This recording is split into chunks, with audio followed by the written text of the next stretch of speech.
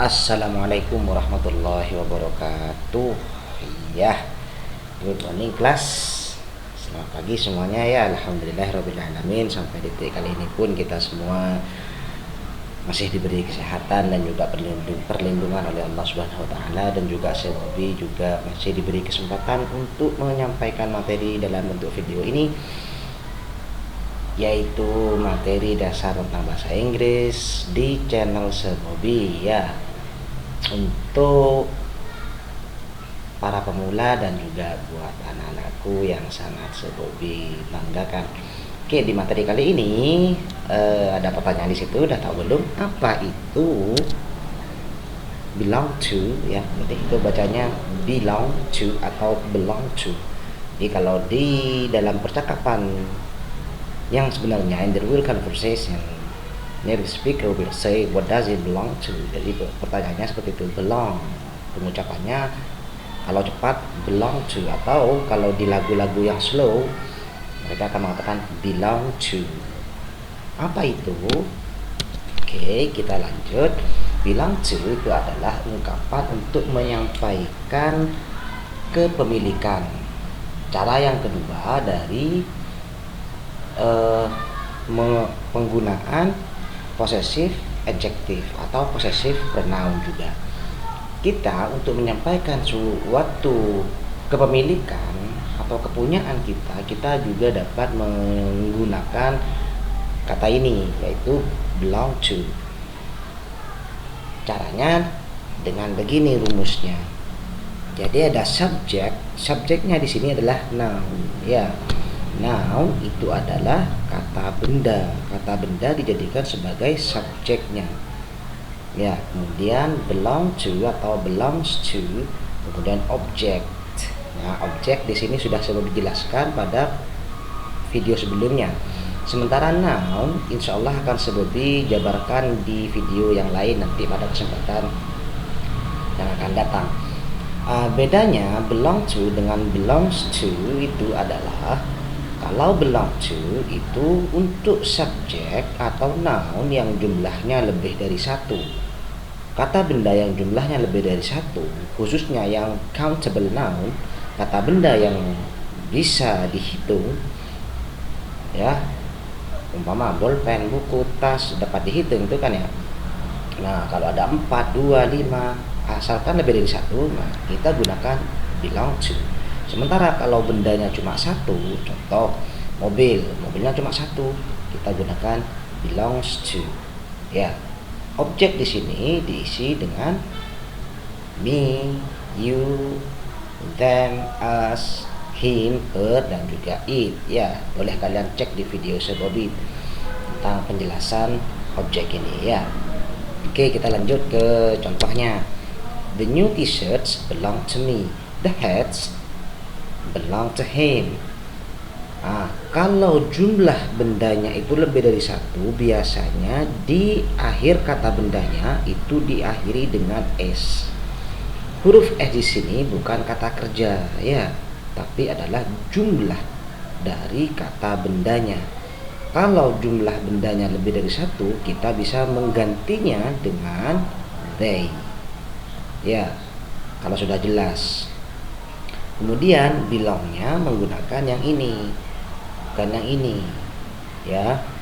Artinya the new t-shirts belong to me. Kaos-kaos yang baru itu punyaku atau milikku.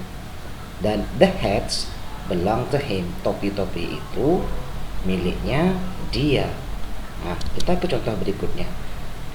Kalau jumlah bendanya lebih dari satu, biasanya kita gunakan this atau those, yang artinya ini dan itu.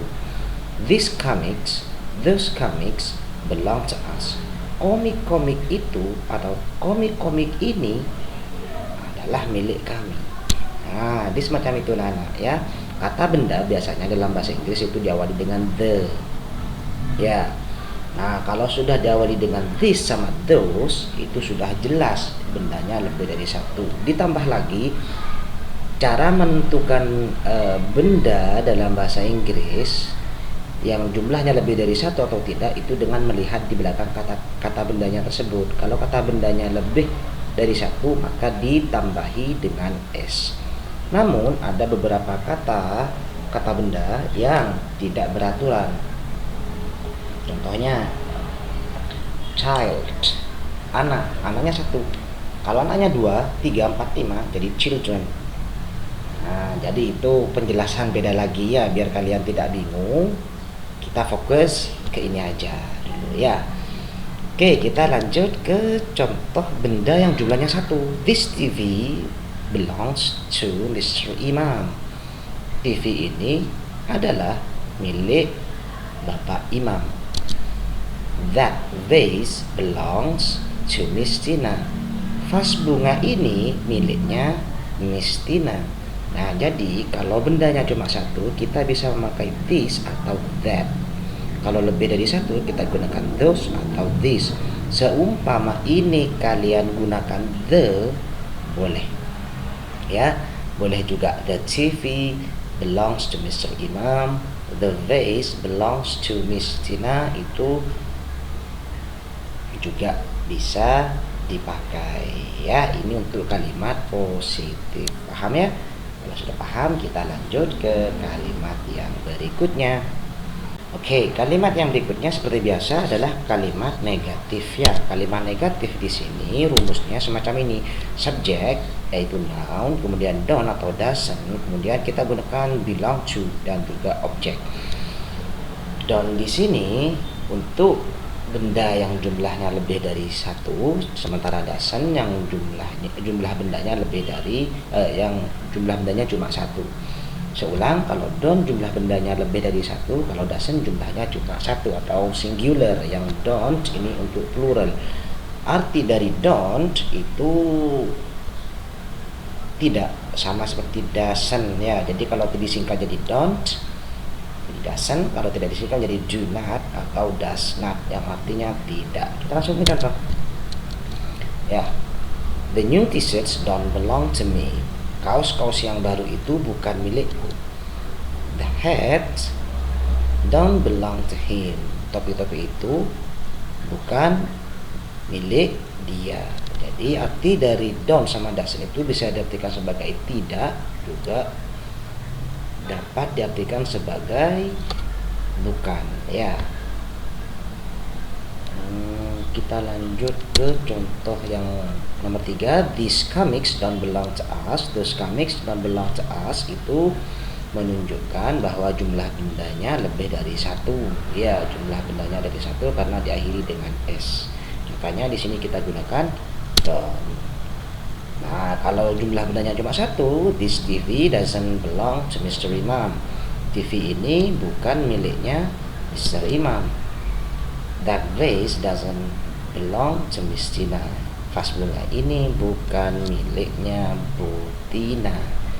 Ya, ini untuk kalimat negatif dengan menggunakan don't dan juga doesn't. Ya, di sini kalau jumlah bendanya satu, kita tetap menggunakan belong to. Kenapa kok tidak pakai s? Karena sudah diwakili oleh doesn't. Paham ya? Oke, kita lanjut ke kalimat yang nomor 3. Itu interrogative sentence, kalimat tanya. Nah, kalau ada di depan do sama does, itu maknanya apakah. Kemudian subjeknya noun tadi, kemudian belong to, kemudian objeknya. Di sini sama seperti kalimat negatif, tidak perlu menggunakan belongs to. Kenapa? Karena sudah ada does diwakili ya. Contoh, do the new t-shirts belong to me? Do the hats belong to him?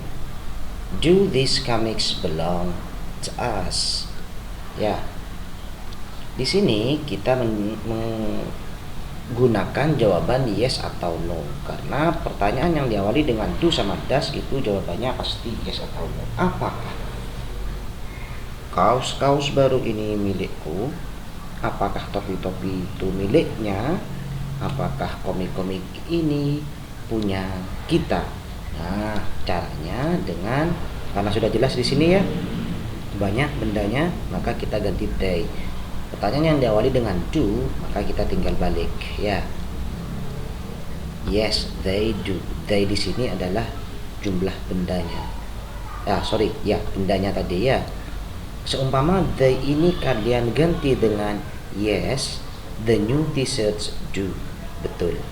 Ya, biar kalian lebih mudah, maka kita ganti dengan menjadi they. They ini adalah kata ganti atau pronoun dari benda ini, ya. Biar tidak terlalu panjang dan tidak ada pengulangan kata. Do the hats belong to him? Jawabannya yes they do. Kalau no they don't. Segitu aja. Ya, kemudian yang ini, does this TV belong to Mr. Imam? Apakah TV ini miliknya Pak Imam? Yes, it does. No, it doesn't. Kemudian, does that vase belong to Miss Tina? Jawabannya sama seperti ini. Yes, it does atau no, it doesn't. Oke.